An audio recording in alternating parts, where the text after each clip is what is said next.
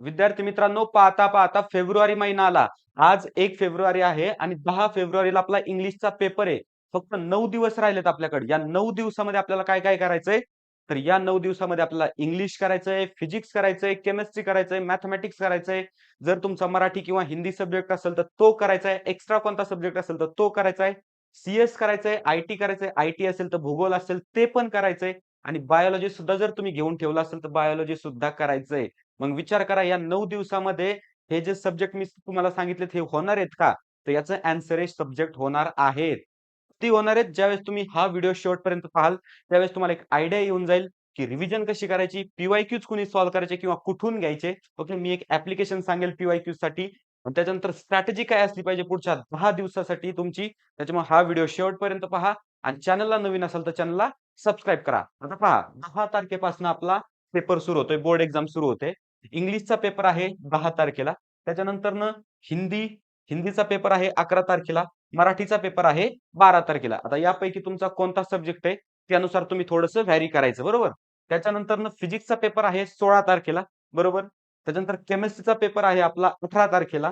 त्याच्यानंतर मॅथ्स आहे आपलं 21 तारखेला आणि बायोलॉजी आहे आपलं 25 तारखेला, बरोबर? या पद्धतीने आता तुमचे सब्जेक्ट कोणते आहेत, ते तुम्ही लक्षात ठेवा आणि ज्या पद्धतीने मी इन्स्ट्रक्शन सांगेल तुम्हाला, त्या पद्धतीने टाईम टेबल बनवायचंय किंवा तुमच्या अकॉर्डिंग तुम्हाला एक टाईम टेबल बनवायचंय आणि व्हिडिओ पाहत असतानाच तुम्ही टाईम टेबल बनवायचंय, बरोबर आहे? आता तर पहा, फर्स्ट ऑफ ऑल मी आता डे वाईज जातो, की आजपासनं काय करायचंय. आज आणि उद्या म्हणजे 1 तारखेला आणि 2 तारखेला आज आणि उद्या तुम्हाला करायचंय फिजिक्स. ओके, फिजिक्स करायचंय तुम्हाला, बरोबर. फिजिक्सचा म्हणावा तसा अभ्यास झालेला नाहीये. मला दिवसातनं 50 ते 60 फोन येतायत, की फिजिक्स खूप अवघड जातंय. न्यूमेरिकल सॉल्व्ह होत नाहीत. डेफिनेशन्स लक्षात तर राहतेय. नंतर 2 दिवसानंतर रिकॉल करायला गेलं, सर्व विसरतेय. त्याच्यानंतरनं लिमिट्स आपल्याला सॉल्व्ह होत नाहीत. त्याच्यानंतर युनिट सॉल्व्ह होत नाहीत. युनिट्स लक्षात राहत नाहीत. मग या सर्व गोष्टीसाठी आपल्याला फक्त आता 2च दिवस मिळणार आहेत. बरोबर? फक्त 2 दिवस मिळणार आहेत. काहीही करा. ओके, आता मी काहीही करा सांगणार नाही तुम्हाला.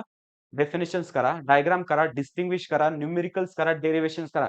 एवढ्या गोष्टी केल्या तुमचं पूर्ण कव्हर होतं याच्यामध्ये, बरोबर? वाय लर्न सारखं ॲप्लिकेशन आहे, Y learn. Okay, Y learn application हे फ्री ऑफ कॉस्ट ॲप्लिकेशन आहे. याच्यावर 2021 पासूनचे पेपर्स अवेलेबल आहेत बोर्ड्सचे. तर ते डाउनलोड करा. फ्रीमध्ये तुम्हाला पेपर्स मिळून जातील. बरं, फिजिक्स करायचंय. लक्षात ठेवा फिजिक्स करायचंय. कसं करायचंय हे? तर मी याची स्ट्रॅटेजी ऑलरेडी दिलेली आहे तुम्हाला. ओके. माझा एक व्हिडिओ आहे 50 प्लस आणि असं फिजिक्स असं त्याचं टायटल आहे. तो चॅनलवर जाऊन पहा. 2 ते 3 दिवसा अगोदरच तो मी अपलोड केलाय. तो चॅनलवर जाऊन पहा. फिजिक्सबद्दल सर्व काही मी त्याच्यामध्ये सांगितलं, की कशा पद्धतीने तुम्ही 50 प्लस स्कोर आणू शकता. त्याच्यानंतरनं राहिली आता केमिस्ट्री. आता 3 आणि 4 तारखेला आपल्याला करायची केमिस्ट्री. बरं, आता फिजिक्ससाठी वेळ कमी पडणार आहे मला माहिती आहे. पण केमिस्ट्रीसाठी सफिशियंट आहे. 2 दिवस केमिस्ट्रीसाठी सफिशियंट आहे. 2 दिवसामध्ये तुम्ही डायग्राम असतील, डिस्टिंग्विश असतील, लॉज असतील, डेफिनेशन्स असतील. त्याच्यानंतरनं जर आपण पाहिलं डेरिव्हेशन्स थोडेफार आहेत केमिस्ट्रीत ते असतील. न्यूमेरिकल्स थोडेफार आहेत ते जर केले, फॉर्म्युला व्यवस्थित जर केले, तर 2 दिवस पुरतायत तुम्हाला केमिस्ट्रीला. बरं, आता अभ्यास किती करणार आहे तुम्ही दिवसातला आता लक्षात घ्या. म्हणजे थोडक्यात जर आपण 2 दिवस पाहिलं, रोज तुम्हाला कमीत कमी 10 तास सेल्फ स्टडी हा आता करायचाच. आता लेक्चर बघू नका, लाईव्ह लेक्चर बघू नका, काहीच बघू नका. आता सेल्फ स्टडीवर फोकस करा. 10 तास म्हणजे थोडक्यात 2 दिवसात तुमच्याकडे 20 तास होतायत. 20 तास केमिस्ट्रीसाठी सफिशियंट आहेत आणि नंतर ना आपल्याला 1 दिवस मिळणार आहे केमिस्ट्रीसाठी. पण ठीक आहे, केमिस्ट्री स्कोरिंग सब्जेक्ट आहे त्याच्यामुळे आपण म्हणजे 3 दिवसामध्ये भागवून घेऊ आणि याच्या अगोदर पण तुम्ही अभ्यास केलेलाच असेल, बरोबर? त्याच्यानंतर ना आता 5 तारीख आपल्याला मॅथ्स पार्ट 1 करायचंय. ओके. ज्यांनी सुरुवात केली नाही, त्यांनी पहिला चॅप्टर करा मॅथेमॅटिक लॉजिक खूप सोपं आहे. तुमचा कॉन्फिडन्स वाढेल. त्याच्यानंतरनं 6 तारखेला आपल्याला करायचंय मॅथ्स पार्ट 2. आता मॅथ्स पार्ट 2 मध्ये ज्यांनी सुरुवात केली नाही अजून मॅथ्सला, तर त्यांनी लास्टचे 2 चॅप्टर्स करा. डायरेक्ट डिफरन्शिएशन पासून गेले, तर तुम्हाला जमणार नाही. कॉन्फिडन्स डाउन होईल. त्याच्यामुळे शेवट बायनॉमियल डिस्ट्रिब्युशन, प्रोबॅबिलिटी डिस्ट्रिब्युशन याच्यापासून सुरुवात करा आणि मग डिफरन्शिएशनकडे तुम्ही या. ओके. म्हणजे 6 तारखेपर्यंत आपलं क्लिअर झालं. बरं, अजून आपण इंग्लिश केलेलं नाही बरं का. त्याच्यानंतरनं 7, 8, 9 3 दिवस फक्त इंग्लिश करायचंय. मला माहिती आहे तुम्ही आतापर्यंत इंग्लिशचं पुस्तक पण उघडलेलं नाही किंवा काय रायटिंग स्किल किंवा पेपर पॅटर्न सुद्धा तुम्हाला माहिती नाहीये. त्याच्यामुळे 3 दिवस देतोय एक्झामच्या अगोदरचे, की याच्यामध्ये पूर्ण इंग्लिश मला पाहिजे. ओके. इंग्लिशमध्ये काय आहे 4 सेक्शन येतं. सेक्शन ए मध्ये पॅराग्राफ्स येणार आहेत. सेक्शन बी मध्ये काय तर पोएम्स आहे, अप्रिसिएशन करायचंय. सेक्शन सी मध्ये नॉवेल्स आहे. ओके. रायटिंग स्किल आहेत. नॉवेल्स आणि रायटिंग स्किल सेक्शन सी आणि डी मध्ये. बस याच्या व्यतिरिक्त इंग्लिशमध्ये काहीच नाही. तुम्ही पेपर पॅटर्न एकदा पहा. 2-3 क्वेशन पेपर पहा. त्यातलेच रायटिंग स्किल मधले जे क्वेशन्स आहेत तेच ॲज इट इज रिपीट होणार आहेत. फक्त नाव चेंज होणार आहे. बरोबर? त्या पद्धतीने येणार आहेत इंग्लिशमध्ये. त्याच्यामुळे इंग्लिश करायचंय. 3 दिवस आहे. इंग्लिश खूप स्कोरिंग आहे. आणि जर अभ्यास केला नाही तर इंग्लिश तेवढंच तुम्हाला अवघड जाईल. ओके. त्याच्यामुळे इंग्लिशला अजिबात दुर्लक्षित करायचं नाही. इंग्लिश करायचंय. मग तुम्हाला टाईम टेबल एकदा समजलंय का सांगा? 1 ते 2 तारखेला फिजिक्स, 3 आणि 4 तारखेला केमिस्ट्री, 5 तारखेला मॅथ्स पार्ट 1, 6 तारखेला मॅथ्स पार्ट 2, त्याच्यानंतर 7 आणि 8 आणि 9 3 दिवस करायचंय इंग्लिश. 10 तारखेला इंग्लिशचा पेपर द्यायचा आहे. ओके. आता इथपर्यंत आहे. याच्यानंतरचं टाईम टेबल मी तुम्हाला देईलच बरोबर. त्यासाठी चॅनलला तुम्हाला सबस्क्राईब करून ठेवावं लागेल. त्याच्यानंतरनं आता 2 कॅटेगरीचे विद्यार्थी मी नेहमी व्हिडिओत सांगतो. ज्यांचा ऑलमोस्ट सिलेबस झालाय सगळा, तर त्यांनी काय करायचंय, आता त्यांच्याकडे एकच ऑप्शन आहे, तो म्हणजे फक्त रिव्हिजन करणं. फक्त रिव्हिजन करायची आहे त्यांनी फक्त. नवीन टॉपिक्स अजिबात करायचे नाही. अजिबात करायचे नाही. 80% तुमचा सिलेबस कव्हर झाला ना, त्या 80% वर फोकस करा. वरचं 20 सोडा, ऑप्शनला सोडा आता. जर तुम्ही वरचं 20 करण्यातच पुढचे 9-10 दिवस जर घातले, तर 80% ची रिव्हिजन कधी करणार आहेत, बरोबर? त्याच्यामुळे ते 80% धोक्यात घालू नका.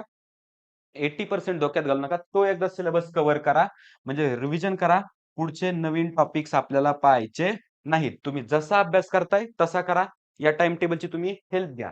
पण आता सगळ्यात महत्त्वाचे स्टुडंट ते म्हणजे झिरो स्टडी झालेले स्टुडंट्स. असे स्टुडंट आता काहींना वाटेल खरंच असं कोण असेल की ज्याचा झिरो स्टडी झालाय? तर हो, तसे आहेत. भरपूर सारे स्टुडंट आहेत. मला कॉल करून कॉन्टॅक्ट करतायत की झिरो स्टडी झालाय, मग काय करायचं आम्ही? तर त्यांच्यासाठी हा डेडिकेटेड व्हिडिओ व्हिडिओ आहे. तर त्यांनी काय करायचंय, मी याच्या अगोदरच्या ओके, कालच्या व्हिडिओमध्ये मी तुम्हाला सांगितलंय, एक स्ट्रॅटेजी दिली. काहीच अभ्यास झाला नाही असा वगैरे टायटल आहे त्या व्हिडिओचं. तो पहा. त्याच्यामध्ये ही स्ट्रॅटेजी लास्ट 3 इयर पी-वाय-क्यूज कसे करायचे, ही स्ट्रॅटेजी मी डिटेलमध्ये घेतली बरोबर. आता कसे करायचे थोडक्यात मी तुम्हाला सांगतो. 3 वर्षाचे तुम्हाला क्वेशन पेपर घ्यायचेत. ओके. 3 वर्षाचे क्वेशन मी तुम्हाला एकदा डिटेलमध्येच एकदा थोडंसं एक्सप्लेन करतो. 3 इयर्सचे तुम्हाला क्वेशन पेपर घ्यायचेत. त्याच्यानंतर त्याच्यातले जे क्वेशन्स आहेत, ओके, तर ते चॅप्टर वाईज अरेंज करायचेत. ते काय करायचे तर चॅप्टर वाईज अरेंज करायचेत. नंतर त्यांचे ॲन्सर्स लिहायचेत तुम्हाला. ओके, काय करायचंय ॲन्सर्स लिहायचेत. ॲन्सर लिहिल्याच्या नंतरनं ॲन्सर लर्न करायचेत. ओके. आणि लर्न केल्याच्या नंतरनं स्वतःच्या मनाने तुम्हाला काय करायचंय ॲन्सर लिहायचंय. आणि जोपर्यंत तुम्हाला ते क्वेशन स्वतःच्या मनाने लिहिता येत नाही, तोपर्यंत तुम्ही इथून ही जी एवढा जो लूप आहे, तर तो कंटिन्यू करत राहायचं. लर्न करायचं, ॲन्सर लिहायचं, लर्न करायचं, ॲन्सर लिहायचं. एवढी स्ट्रॅटेजी आहे झिरो स्टडी झालेल्या विद्यार्थ्यांसाठी. जर तुम्ही हे केलं नाही, ओके, तर तुमचं बोर्ड एक्झाम पास होणं अवघड आहे. जरी आपल्याला पास होणं सोपं असलं, प्रॅक्टिकल्स वगैरेचे मार्क्स धरून, तरी असे कित्येक मुलं आहेत, की ज्यांना 10 सुद्धा मार्क्स पेपरमध्ये पडत नाहीत. कारण ह्या सर्व गोष्टी ते करत नाहीत. त्याच्यामुळे थोडे तरी एफर्ट्स तुम्हाला घ्यावे लागतील आणि इथून पुढे ठीक आहे, आज 1 तारीख आहे, तर 1 तारखेपासनं नवीन एक थोडंसं चालू करा. ओके, मनामध्ये निश्चय करा, की करायचंय पुढचे कमीत कमी 1 महिनाभर तरी मला अभ्यास करायचा आहे आणि बोर्ड्स व्यवस्थित द्यायचेत. मनात रिग्रेट राहणार नाही. याच्यासाठी मी तुम्हाला सांगतो, की लास्ट ट्राय द्या तुमचा.